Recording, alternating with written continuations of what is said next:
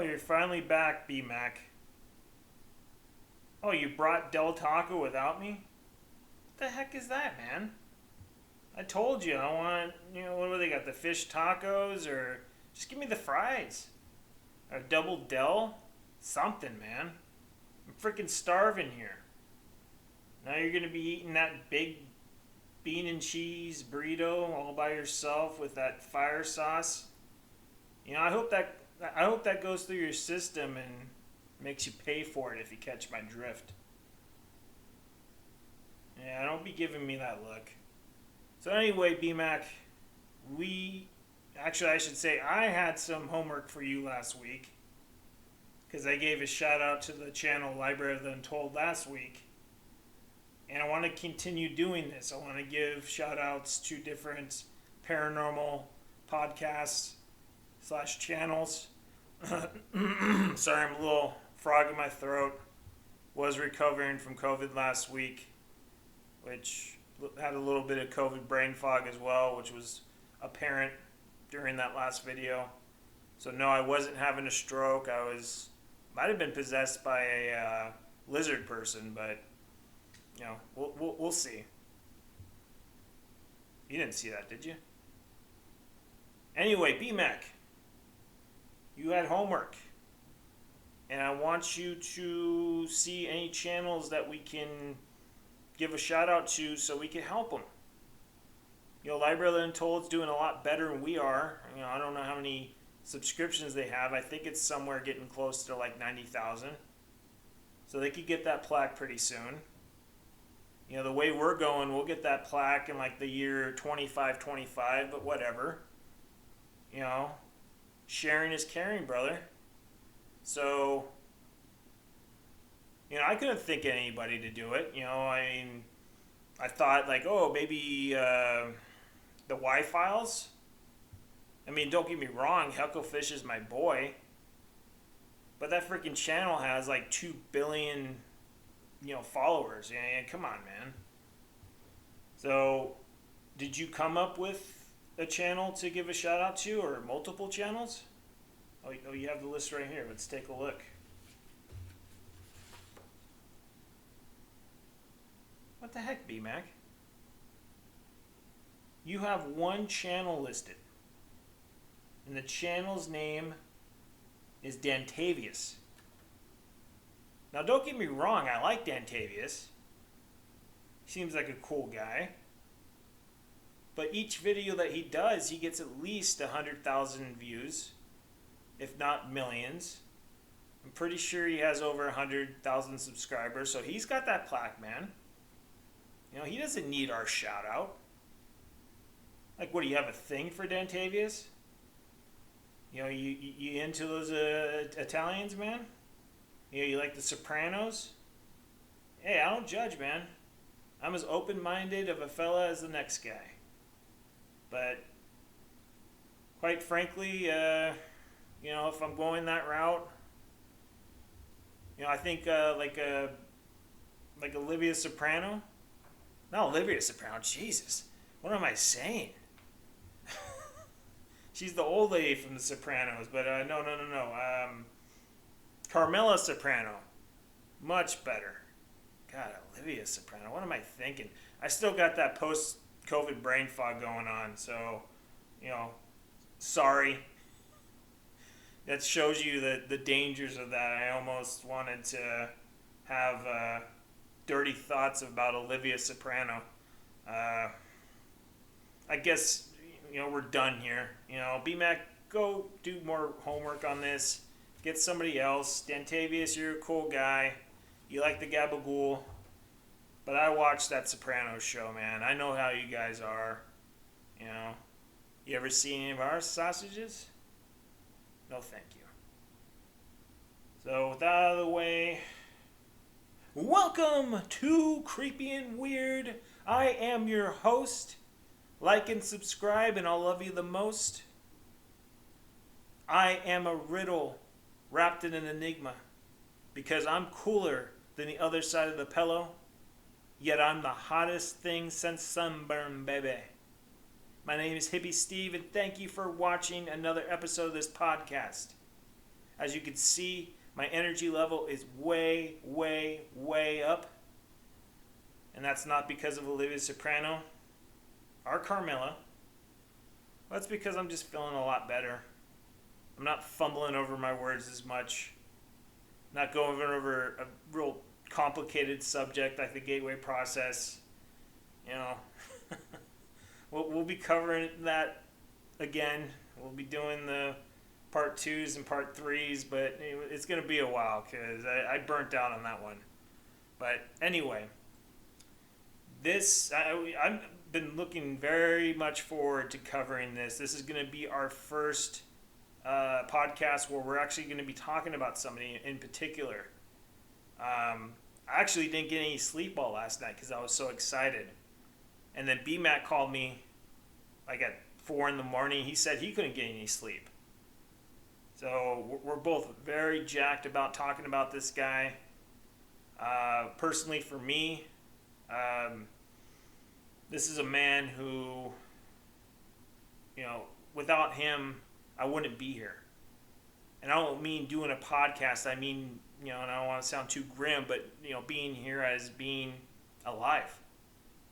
Through different hardships that I've faced in life, I've read this man's books.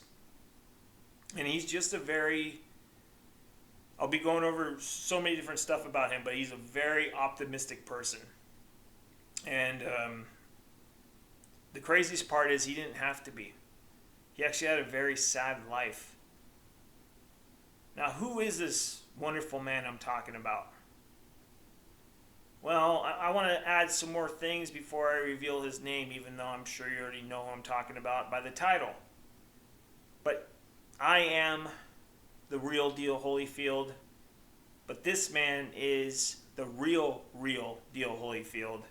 He is the OG, triple OG. He is the late, great Robert Anton Wilson. A little bit of brain fog still, sorry. And as the title of this podcast says, he is the greatest man you never heard of. And I'm sure there's people that are watching this that know exactly who Robert Anton Wilson is. But I'm sure there's also a great more deal who don't know who Robert Anton Wilson is. Because, with all these counterculture figures from back in the, 60s, 70s, 80s, 90s, Terrence McKenna, even though he didn't live past the early 70s,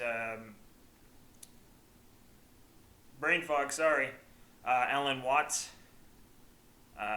Tim Leary passed away in the 90s. Robert Anton Wilson actually passed away in 2007. So I'm just throwing it out there. But this man he's influenced a lot of prominent thinkers in our society. And I will have one quote. This will be a heavy quote podcast, so be prepared for that. Be prepared for me trying to read. I think I'm getting all the cobwebs out now. I think all that Olivia Soprano talk got too many cobwebs in me. So I'll let your imagination, contemplate that how you will. But,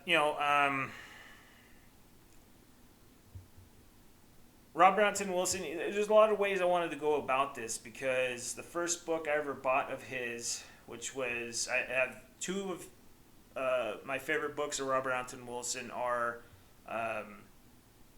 Prometheus Rising and Quantum Psychology. And I had a book. I'm not going to keep saying it. You know what's going on. But I had a book, it's around here somewhere, of Prometheus Rising. I was just reading it last month. I've had it for over 10 years. And I was going to go over that. I was going to go over Quantum Psychology, because I do have access to that on something. I don't know what it is. Some sort of bootleg thing BMAC has, I think. But kind of that synchronicity train just smacked me in the head and said, why are you going to go that way? Why don't you explain who this person is? What his philosophy is all about? Because he is a philosopher. And it's really weird because I don't think I've ever heard him referred to as a philosopher. But to me, he's undoubtedly a philosopher. I've read many different philosophers, and I mean, he's right up there with them. You know, I would go as far as to put him at the very tippy top of my mountain when it comes to knowledge. He's the guy I go to constantly. Like I said, I've been reading him for over 10 years, and especially when I've been going through a lot of struggle in my life during these last 10 years, I'll always pop open Prometheus Rising or Quantum Psychology or, you know, many other books that he's written.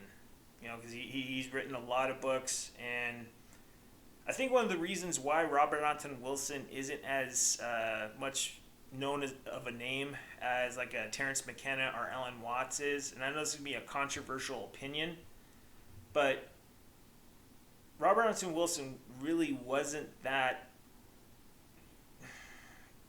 I know I'm going to be kind of I'm not the greatest auditor as well, but he wasn't the greatest auditor, you know, the greatest lecturer. I think he tried too hard to be, because he was from New York, you know, like Dantavius.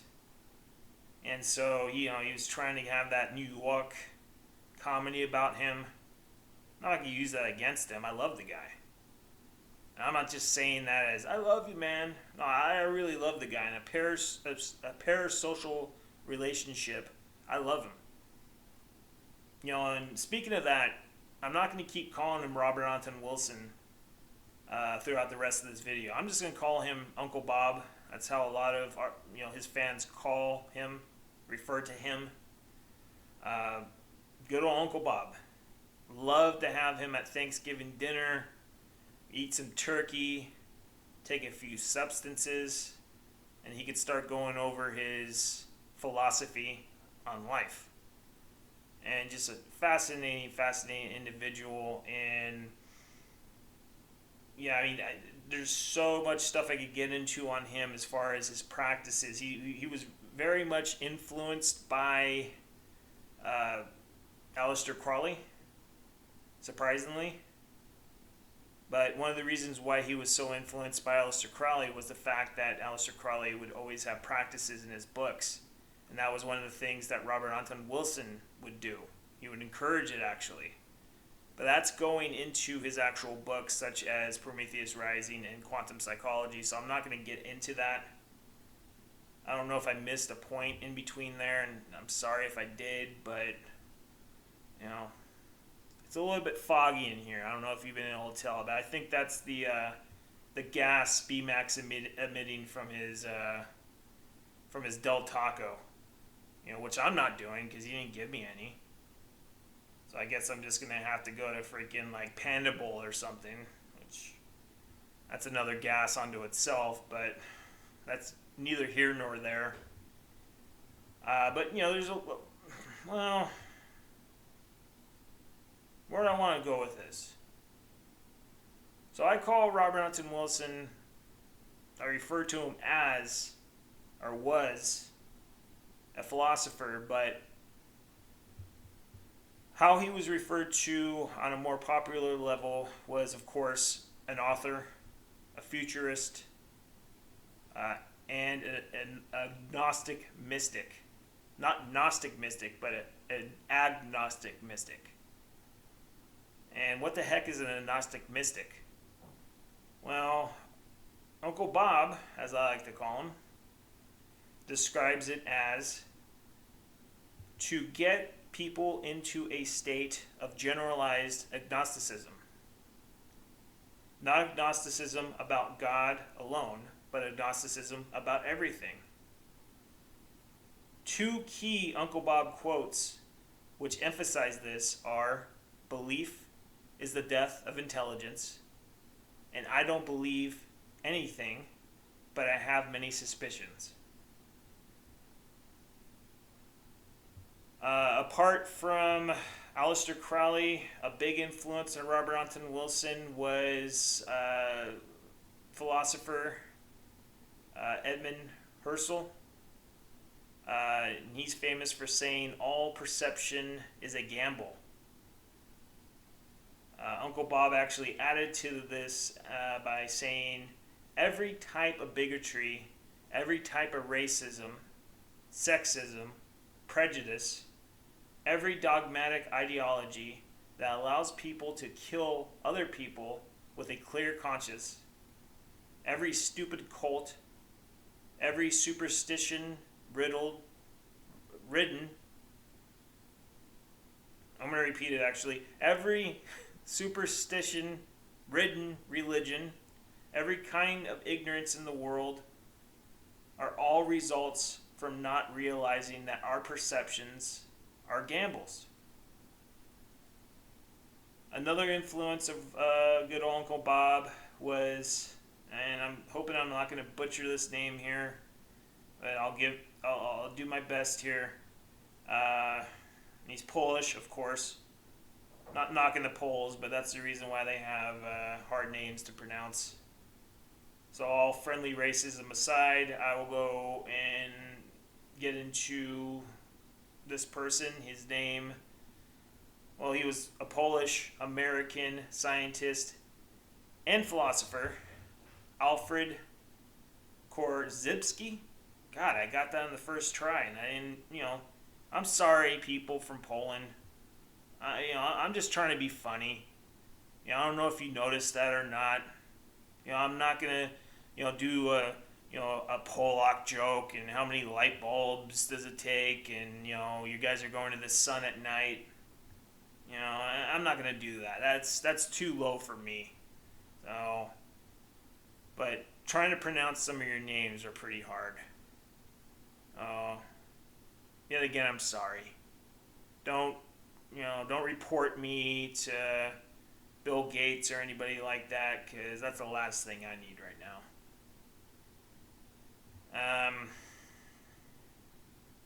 Losing track here, trying to defend the Poles after insulting them.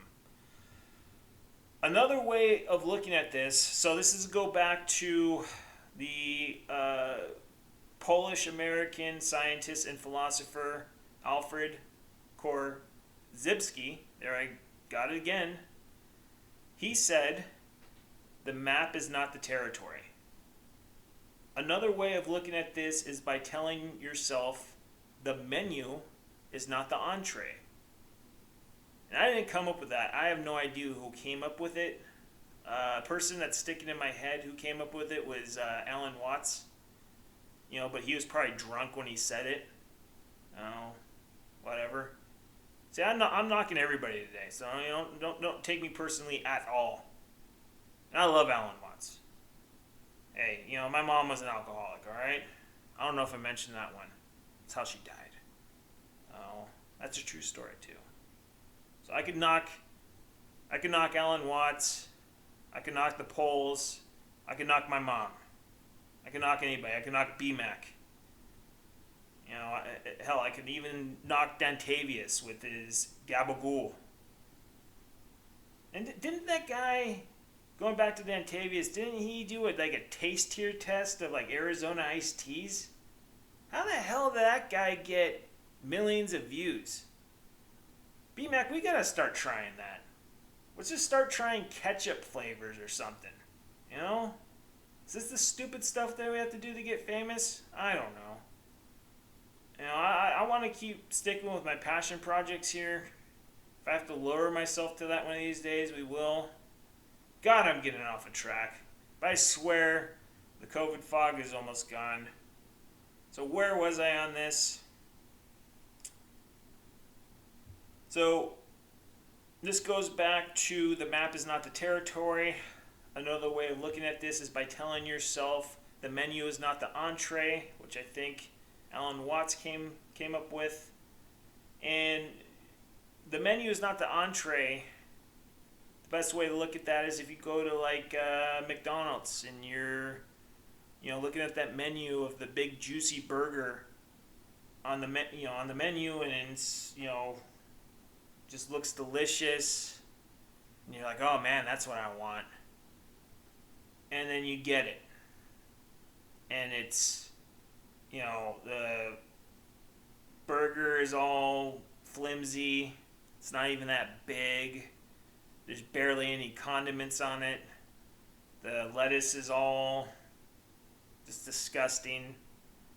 Even the sesame seed buns are jumping off of it. And it goes back to the menu is not the entree. When you're looking at that food on a menu, that's not real food. It's just plastic. And that's how they trick you into thinking, oh, this is going to taste good. And then you get it, and it's not that good. Even though I'm not going to lie, I do like McDonald's sometimes. Actually, I might go there after I'm done doing this. Why not? I know what to order.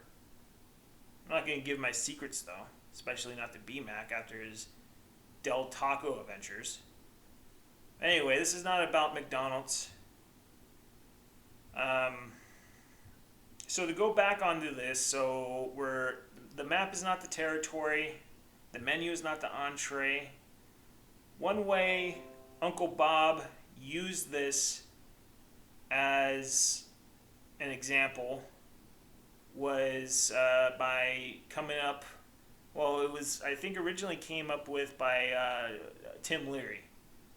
But Robert Anton Wilson, Uncle Bob, he expanded on it. And this is a concept called reality tunnels. So the best way to look at a reality tunnel is, you have two different people or two different groups of people, and we all look at reality a different way. And it's all depending on how we were raised, what region of the country or the world we were raised. Were we rich? Were we poor? There's just so many things that go into us that cause us to look at reality in a certain way. And so the best way to lay this out is, so you have a college student. Sorry. I'm not going to keep saying fog. But you have a college educated person from Berkeley. And he has a completely different view of the world than a Southern Baptist from the Bible Belt. A Buddhist monk from Tibet has a different reality tunnel than a heroin junkie from Vancouver, British Columbia. Sorry, BC, but I know you guys have some issues. And are there two more different divided people, or groups I should say, out there in this world right now than Biden supporters and Trump supporters? And with election season just right around the corner, you're going to be hearing those drums, those tribal drums, beating louder and louder and louder. Oh boy, it's going to be fun, isn't it? Quite frankly, I know what I'll be doing election day in November. Those whale sounds really make the rug tie the room together, man. Just don't pee on my rug, man. It's the best impression I could do. Lay off. So, to go back to, these different reality tunnels, it's easy to look at one spectrum of these reality tunnels and think that one must certainly be smarter than the other. Lord knows I've been guilty of thinking this way more times than I care to admit. I'm from California, Los Angeles. If I go out to, I don't know, I don't want to be slamming anybody here, but if I'm going out to the sticks and I'm running around a bunch of country bumpkins, I'm not going to deny it. Sometimes I'm sitting there and going, do you know how to count money? I'm hearing a banjo playing and I'm looking around and I'm hoping I'm not seeing Burt Reynolds. It's an old reference. So some people might not get it. Actually, I see my age demographic of people who watch this, so most people probably do get it. But you catch my drift. We're all guilty of that. And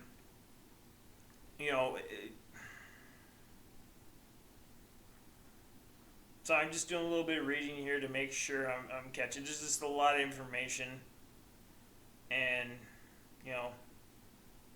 it's the fog, man. The fog. Like, what was that? That Stephen King book that turned into a movie? What was it called? The Fog? It was The Mist. See, my brain fog's going so bad I can't even get a Stephen King book right. So, whatever. I give up. But anyway, to really show how open-minded of a person Uncle Bob was when thinking about these stark differences in perception when it comes to reality tunnels, I think his following quote shows this best.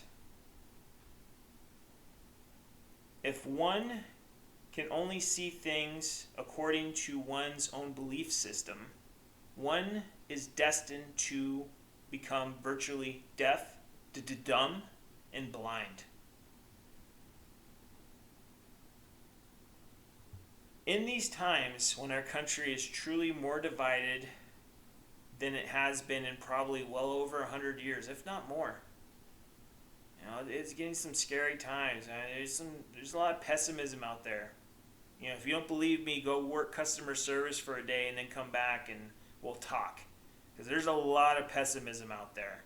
Believe me, I worked for Jiffy Lube, all right? You want to talk about pessimistic customers, try changing their oil. That's enough of that, though. I'm getting flashbacks right now. Oil under my fingernails, no thank you. But anyway, where was I? So to get back to this point, though, this country is just, it's very divided right now. I don't want to use the term Civil War, but with this election coming up, there's a lot of people who are looking at each other in ways that I think it just simply isn't fair.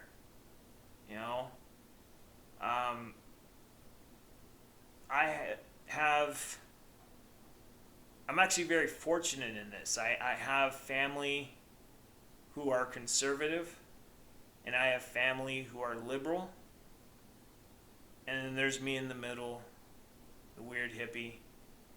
Just pretty much a libertarian. So, I have a very rounded way of looking at this, and I could see different points in both of these ideologies. And I'm not going to get into the whole rigmarole of how I feel about politics. I'm not going to talk about it. I'm thinking about doing a Patreon here pretty soon, so if you're interested in knowing more about that, I will give you my undeniable truth as far as how I feel about the political system today. Spoiler alert, I don't think much of it. Going back to what I'll be doing this upcoming November. But what we're looking at right now is, we need to not fight each other, but try understanding where we're all coming from.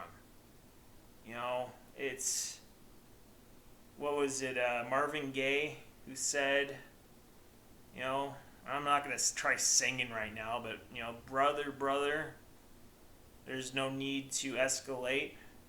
You see, war is not the answer, because only love could conquer hate. And then he ended up getting shot by his dad. God. That's a way to put a damper on it. Sorry, folks. But true story. But still, whatever. He sent the message, and the message is out there. It's a great song. If you don't know it, check it out.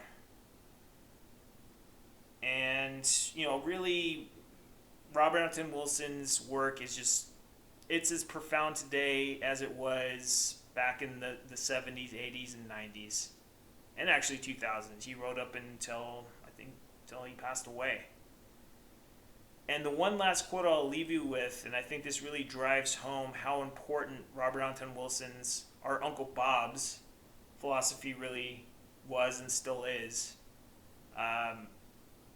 This quote comes from probably one of the greatest free thinkers of all time.